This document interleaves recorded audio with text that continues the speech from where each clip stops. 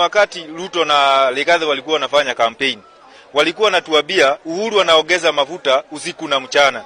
Lakini sasa yeye ndiye anatuongezea mafuta usiku na mchana. Saa hii mafuta inatoka 200 na shilingi 3.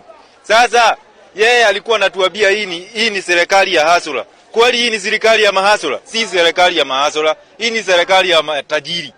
Juu sasa baada wavuge hii mtalo iko hapa, wanazidi kuichiba. Sasa sisi tunazidi kuagamia. Sasa kazi ya matatu tunafanya sasa hii tulikuwa tunaweka mafuta lita 6 kwa shilingi 1100. Sasa hii tunaweka mafuta 1400. Sasa hii ni kazi gani tunafanya?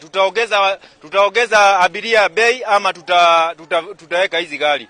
Sasa tunataka Bwana Ruto atuambie venye tutafanya kazi juu sasa kazi haiwezi fanyika. For sure haiwezi fanyika na hiyo bei ya mafuta. Kama mafuta itarudi mahali tulikuwa tutajivumilia, lakini mafuta iko bei mzuri na mafuta ndio kila kitu. So Bwana Ruto tafadhali sikia kilio wanaishi. Wacha tu kusikia kilio ya matajiri, hata sisi tusikize bana. Ulikuwa unatuambia serikali ni ya mahasura. Kweli hii ni ya mahasura jameni? Hii si serikali ya mahasura, hii serikali ni ya matajiri. Amuoni alikuwa anatuambia mambo na kazi. Kuna kazi mnaona nyinyi? Kuna kazi. Sasa akitufukuza hapa kwa matatu tutaenda kufanya nini? Si labda tuwe tukafanya kazi ya kuiba. Watuchike watupeleke huko watupe sasa chakula. Juu hata chakula hatutaweza kujinunulia. Si hata heli upelekwe kwa sel. Huko kwa prison ukapata chakula ya sare. Ai Bwana Ruto bana, tusikie hatuna kazi, tutaenda wapi? Wacha kuvinyilia wananchi.